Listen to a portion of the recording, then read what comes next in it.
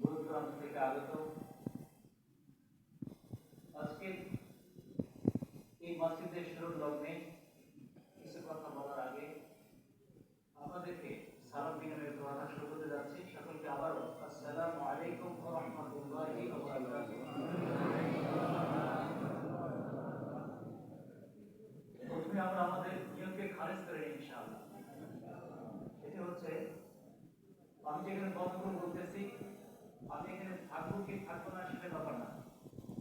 আপনারা যারা এসেছেন বা আপনারা সালাত আদায়ের উদ্দেশ্যে এসেছেন, কিছু কথা শোনার জন্য এসেছেন, আমি কিছু কথা বলা এবং সালাত আদায় করার জন্য এসেছি ইনশাআল্লাহ। আর ফিজিক যেখানে হবে সেখানে হবে, ঠিক আছে ইনশাআল্লাহ। ইনশাআল্লাহ, মাশাআল্লাহ, ভালো কথা। তো আসলে বিষয়বস্তু অনেক হয়, তার একটা বাইরে প্রতি জমা নতুন নতুন টপিকস নিয়ে আলোচনা হবে, ঠিক আছে ইনশাআল্লাহ। ইনশাআল্লাহ আজকে যে টপিকসটা সেটা হচ্ছে সালাত, নামাজ। এখন যেহেতু সময় আমাদের কম, দীর্ঘ একটা খুতবা আমি আসলে করতে নিয়ে এসেছিলাম, তো বিষয়টি হচ্ছে অত আলোচনা করা যাবে না। তো সালাতের কিছু ব্যাপার আছে, যে ব্যাপারগুলো আমি আপনাদেরকে সহজ সাবলীল এবং সুন্দর ভাষায় উপস্থাপন করার চেষ্টা করব কোরআন এবং হাদিস থেকে। সকল বলি ইনশাআল্লাহ। ইনশাআল্লাহ। আলহামদুলিল্লাহ। পৃথিবীর বুকে ইসলাম একটা সুশীল, সুন্দর এবং সুষ্ঠু একটি কি ধর্ম। ইসলামের ভিত্তি হচ্ছে কয়টি? পাঁচটি। এই পাঁচটি ইসলামের ভিত্তির মধ্যে ঈমানের পরে যে ইসলামটা সেটা হচ্ছে সালাত, নামাজ। নামাজের এত গুরুত্ব, কোরআনুল কারীমের ভিতরে অসংখ্য জায়গায় কোরআনে সালাতের কথা বলা আছে। তার মধ্যে একটি আয়াত হচ্ছে, আমরা সকলে জানি, আল্লাহ তাআলা কোরআনে বলেছেন যে আকিমুস সালাহ ওয়া আতুজ যাকাত, তোমরা নামাজ কায়েম করো, যাকাত দাও। এরকম অসংখ্য জায়গা আছে। সালাতের এত গুরুত্ব হওয়ার কারণ কি সেটা আজকে আমরা জানব। আচ্ছা বলেন তো, পৃথিবীতে সবচাইতে যত সম্পদ আছে তার মধ্যে কোন সম্পদের দাম বেশি? অর্থাৎ পৃথিবী ডেভেলপ করার জন্য, ইমপ্রুভ করার জন্য, উন্নত করার জন্য সবচেয়ে দামি জিনিসটা কোনটা বলেন? উত্তর দেন ইনশাআল্লাহ। না, ইমপ্রুভ করার জন্য জাগতিক যে ব্যাপারটা, সেটা ইহুদি হোক, খ্রিস্টান হোক অথবা মজুসি হোক, সে যে ধরনের হোক, সেটা হচ্ছে সময়। সেটা কি? সময়। এখন আশ্চর্য ঘটনা হলো, এই কোরআনুল কারীমের ছোট্ট একটা সূরা আছে, সেই সূরার নাম কি?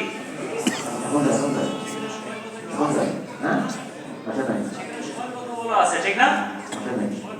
সেটা কি বলা আছে? ওয়াল আসর, শপথ সময়। ইন্নাল ইনসানা লাফি খুসর, নিশ্চয় সমস্ত মানুষ ক্ষতিগ্রস্তের মধ্যে।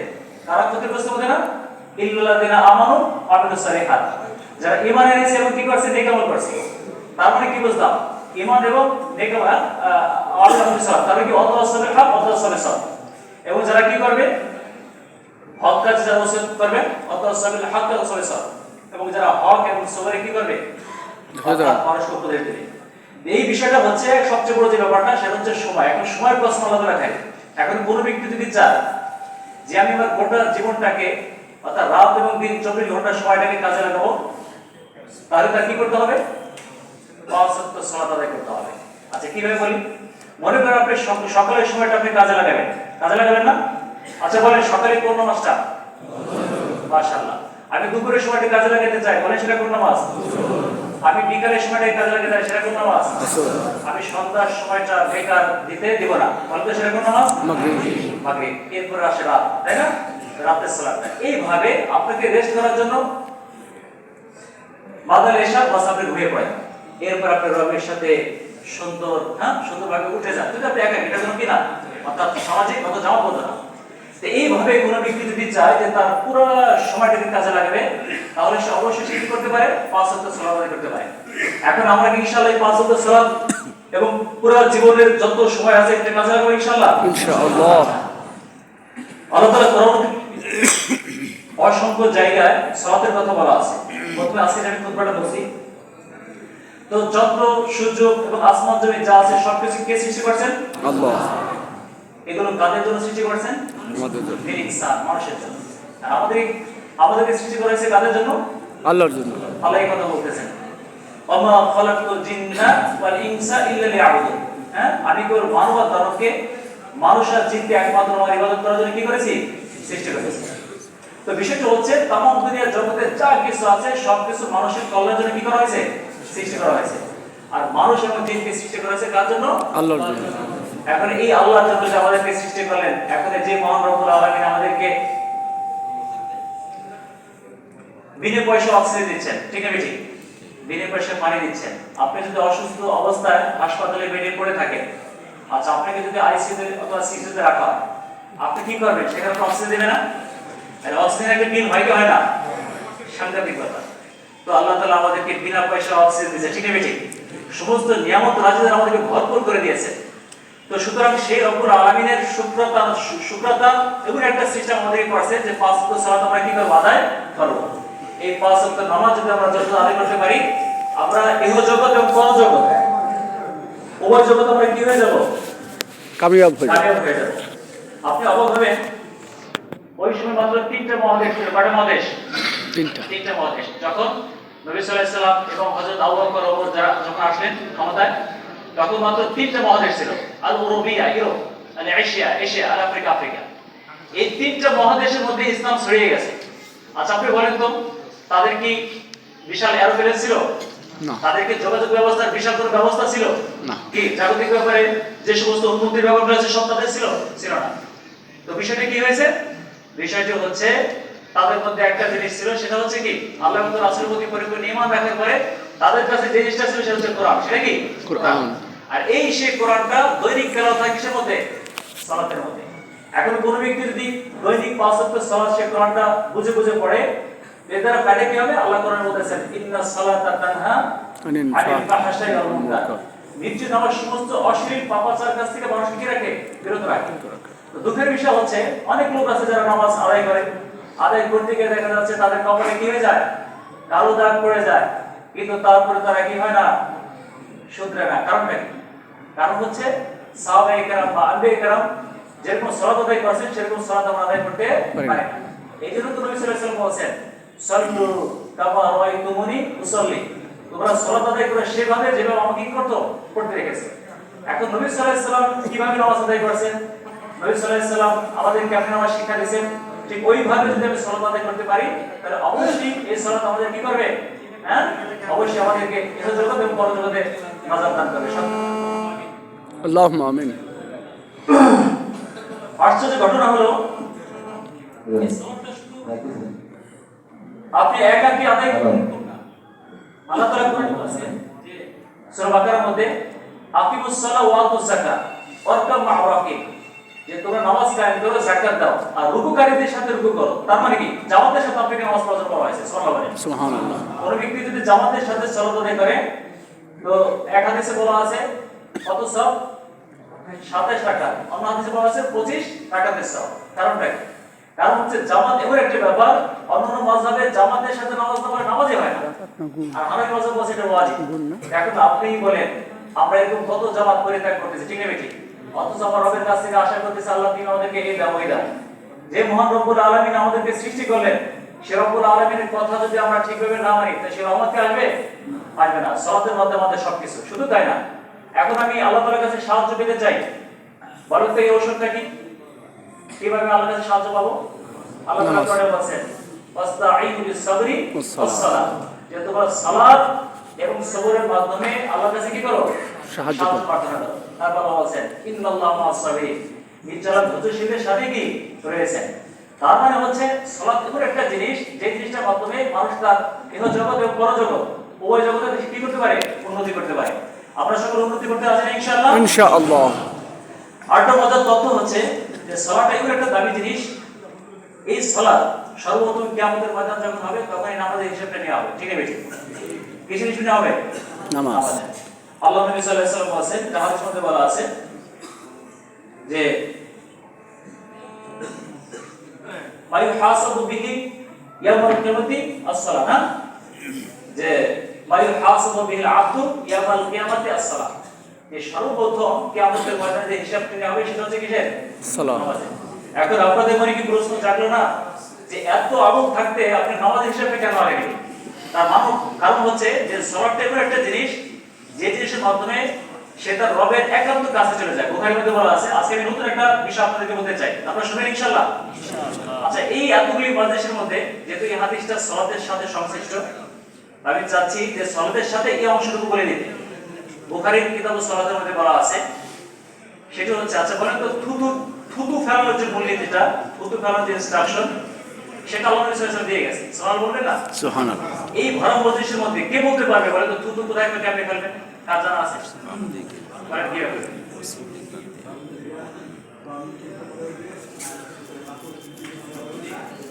মাশাআল্লাহ, মাশাআল্লাহ, আলহামদুলিল্লাহ। যাক, কালামটা অনেকটা হয়েছে, আলহামদুলিল্লাহ।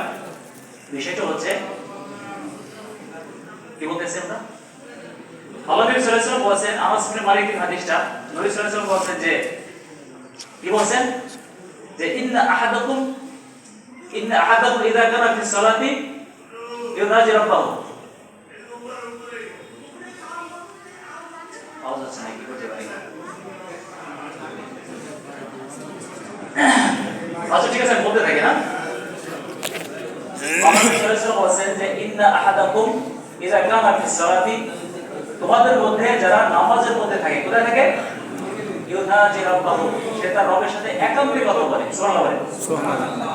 ফালা ইয়াযকারনা আহাদুকুম বাইনা ইয়াদাইহি ওয়া আন ইয়ামিনিহি, সে যেন তার সামনে এবং ডান দিকে থুতু নিক্ষেপ না করে। কোথায় থুতু নিক্ষেপ করবে না? সামনে এবং সামনে এবং ডান দিকে। বরং সে কি করবে? ওয়া আন শিমালিহি হাত্তা কদমেল ইসলাম, এবং কি বাম দিকে ফেলবে, এবং সে বাম পায়ের নিচে, বাম পায়ের নিচে, বাম পায়ের নিচে। এবার বলে ইসলাম কত চমৎকার একটা জিনিস। ইসলাম আপনি কিভাবে থুতু ফেলবেন সেই বিষয়ে কি করা আছে, বলা আছে। এটা আসলে হয় না? আমরা যখন রাস্তাতে চলতে যাই, তো আশ্চর্য ব্যাপার হচ্ছে, দেখা যায় অটো থেকে সামনে আছে, থুতু ফেলে পিটে করে দেয়, ঠিক না বেটি? বাসের মধ্যে আছে, থুতু ফেলতেছে। এখন কারো গায়ে লাগলো এবং কোথায় পড়লো, এর আবার কোনো ভ্রুক্ষেপ করি না। অথচ ইসলাম যদি আপনি মানেন, ইসলামের যে একটা ইংলিশের কথা আছে না, Islam is the complete code of life. ইসলাম হচ্ছে পূর্ণাঙ্গ জীবন ব্যবস্থা। পূর্ণাঙ্গ জীবন ব্যবস্থা মানে কি? ইসলাম ব্যক্তি জীবন থেকে রাষ্ট্রীয় জীবন পর্যন্ত সমস্ত কিছুগুলো বলা আছে।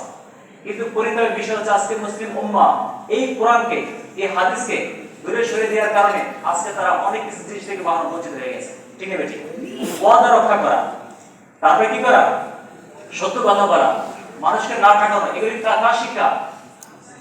ইসলামের শিক্ষা, ইসলামের শিক্ষা। এমনকি আপনি অবাক হবেন, আপনি যে সূরা নূর পড়েন, নূর, এই নূরের মধ্যে বলা আছে আপনার পাশে যে বাসে যে যাত্রী আছে, যাত্রী, এই যাত্রীর সাথে আপনি কি আচরণ করবেন সেটা কোরআনে বলা আছে। সুবহানাল্লাহ বলবেন না? সুবহানাল্লাহ।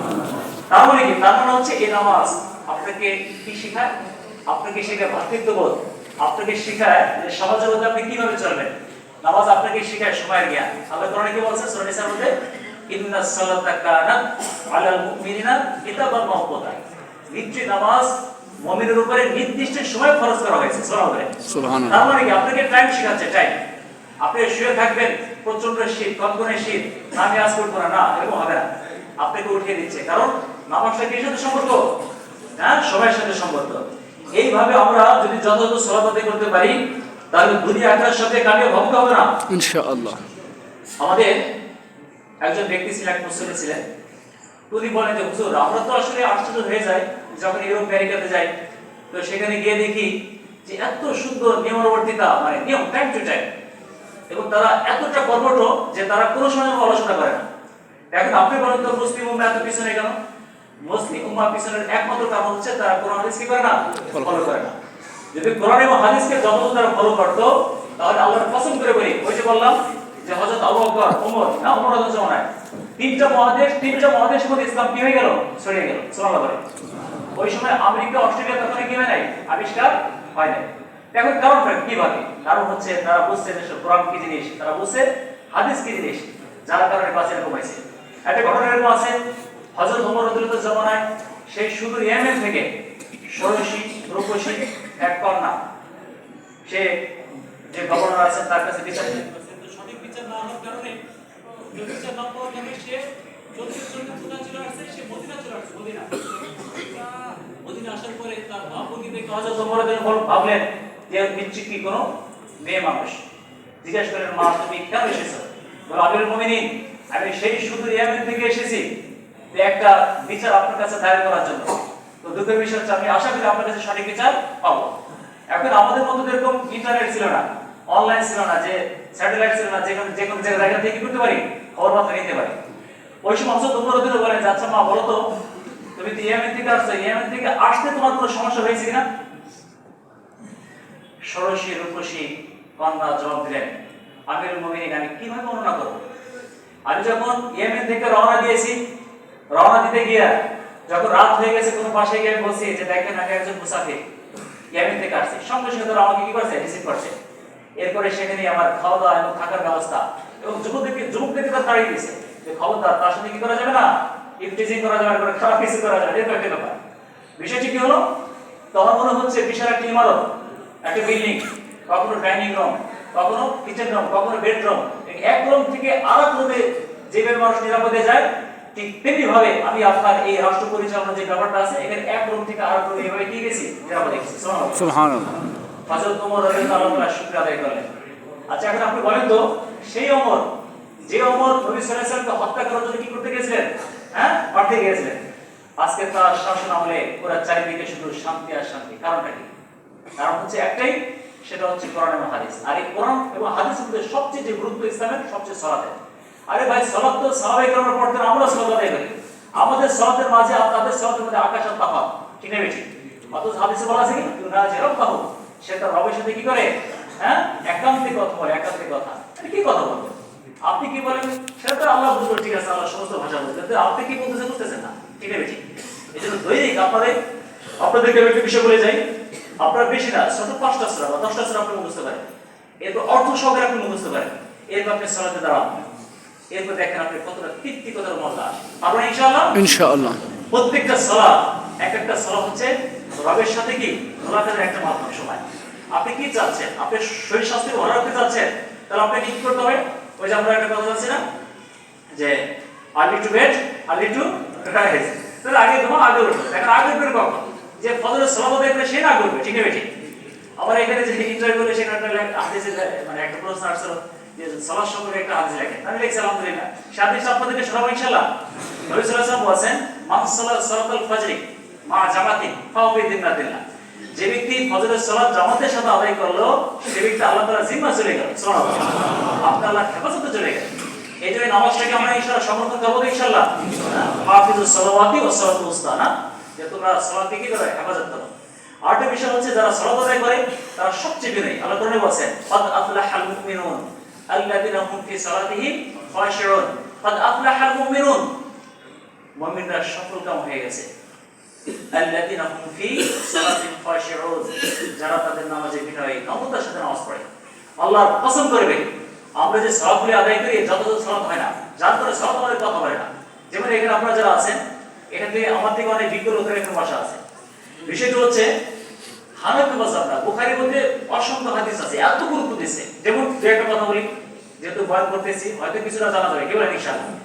সেটা হচ্ছে যে রুকু থেকে সোজা হয়ে খাড়া হয়ে কি করা, দেরি করা, দুই সেজদার মাঝখানে সোজা হয়ে বসে দেরি করা, এটা কি? উত্তর দিতে হবে, উত্তর দিলে কথা বলে মজা বলা, এটা কি? এখন আপনি বলেন, আপনার ইমাম, আপনি যেখানে সালাত আদায় করতেছেন এই কাজগুলি কি যথাযথ হচ্ছে? এই যে তার আগে প্রথম আসবে, আপনি দেখবেন ঠেলাঠেলি গাড়ি গাড়ি নেবে, ঠিক রেলগাড়ি শুরু হয়ে যাবে। আপনার ইমামের যে অবস্থা, আপনার সেই একই অবস্থা, নাউযুবিল্লাহি মিন যালিক।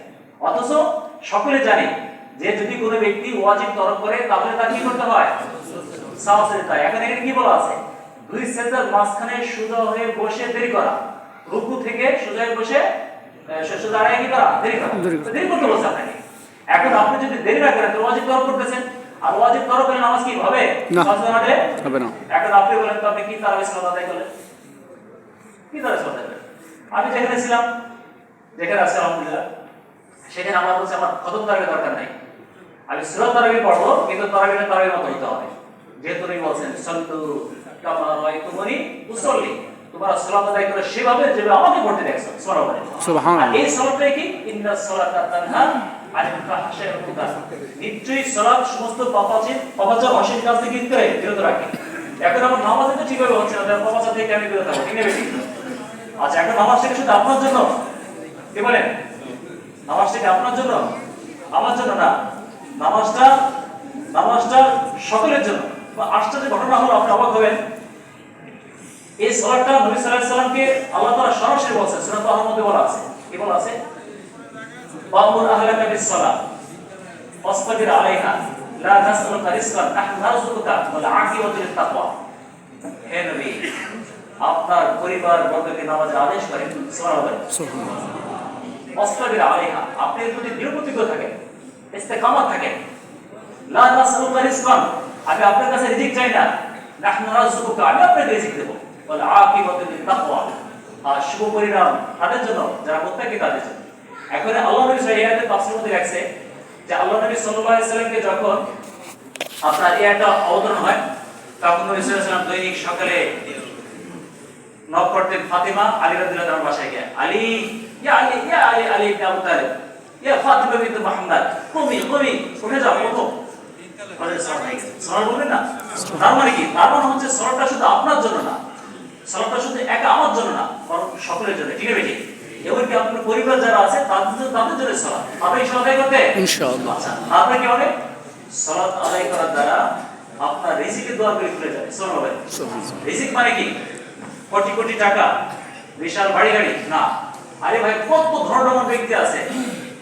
যাদেরকে মেনু করে দেয় মেনু বুঝতে পারছেন তাদেরকে ডক্টর বলছে তুমি সকালে এটা বিকালে কি ওইটা শান্তি শেষ টাকা আছে বাড়ি আছে গাড়ি আছে ম্যান পাওয়ার ল্যান্ড পাওয়ার ফিনান্স পাওয়ার সমস্ত পাওয়ারগুলি আছে কিন্তু দুঃখের বিষয় তাদের মধ্যে করে কি নাই শান্তি নাই শান্তি না থাকার কারণ হচ্ছে যে আল্লাহ এবং তার রাসূল যে বিধিবিধানগুলি দিয়েছে সেটা যথাযথ আদায় থাকা সাহাবায়ে কেরাম দিনের পর দিন না খেয়েছিলেন আবু তালহা থেকে হাদিসে বলা আছে ওয়ানাবি তালহা রাদিয়াল্লাহু আনহু قال শাকাওনা ইলা রাসূলিল্লাহি সাল্লাল্লাহু আলাইহি ওয়াসাল্লাম ফারাফানা আবুদুল আহজান ফারাফা রাসূলুল্লাহি সাল্লাল্লাহু আলাইহি ওয়াসাল্লাম আবদুল আবু তালহা বলেন যে আমরা তীব্র শীতে কোন শীত ভয়ঙ্কর এক পরিস্থিতি ওই সময় আমরা দিন পর দিন সপ্তাহে সপ্তাহ না খাওয়া সকালে আমরা নবী সাল্লাল্লাহু আলাইহি ওয়াসাল্লামের কাছে গিয়ে বললাম ইয়া রাসূলুল্লাহ আমরা দিনের পর দিন না খাওয়া আমাদের পিঠের সাথে লেগে গিয়েছে এমনকি আমাদের পেটে পাথর আমরা সকলে একটা করে পাথর করে দেখালাম আমি জিনিসটা আসলে বুঝতাম না যখন আমি স্টাডি করি তখন বুঝতাম যে পাথর কেমনে বাঁধে পাথর বাঁধার কারণ হচ্ছে আমরা তো খেয়ে আমাদের পেটের চর্বি অনেক বড় হয়ে গেছে তাই না ওই সময় না খেয়ে থাকলে তো চর্বি গলে যেত ফলে খাপড়া হয়ে থাকতো তখন ওই যে পাথরগুলি ঠান্ডা পাথর দিয়ে বেঁধে রাখতে এটা ভেঙে না পড়ে এবং এটা তারা ক্ষুধা নিবারণ হয়ে যেত তা আবু তালহা বলেন যে গিয়ে বললাম ইয়া রাসূলুল্লাহ আমরা না খাও আমরা পাথর করে দেখালাম নবী করিম সাল্লাল্লাহু আলাইহি ওয়াসাল্লাম বললেন আবু তালহা তোমরা একটা করে পাথর বাঁধছো দেখো আমি এই যে আমার দুই পাশে দুইটা পাথর আছে সুবহানাল্লাহ সুবহানাল্লাহ। নবী সাল্লাল্লাহু আলাইহি ওয়াসাল্লাম দুইটা পাথর কি করলেন খুলে দেখাই তার মানে কি তার মানে হচ্ছে যে এত না খাওয়া এত কষ্ট থাকার ব্যবস্থা নাই বাসস্থানের ব্যবস্থা নাই কোনো কিছু ব্যবস্থা নাই তারপরেও তারা তাদেরকে জিজ্ঞাসা করেছে কেমন আছো বলে আলহামদুলিল্লাহ রাব্বিল আলামিন। অথচ আমাদের বাড়ি গাড়ি সব কিছু আছে তারপরে আমাদের কোনো কি নাই যে কেমন আছে ভালো নাই ভাই ভালো নাই ঠিক আছে ঠিক শান্তি কারণ হচ্ছে শান্তি আসার যে মাধ্যমগুলি সেই মাধ্যমগুলি আমরা কি করতেছি না অবলম্বন করতেছি না এই জন্য আমরা যে কাজটা করবো সেই কাজটা হচ্ছে অবশ্যই আমাদের কি করতে হবে সালাত থেকে যথাযথ আদায় করতে পারবো ইনশাআল্লাহ ইনশাআল্লাহ। হ্যাঁ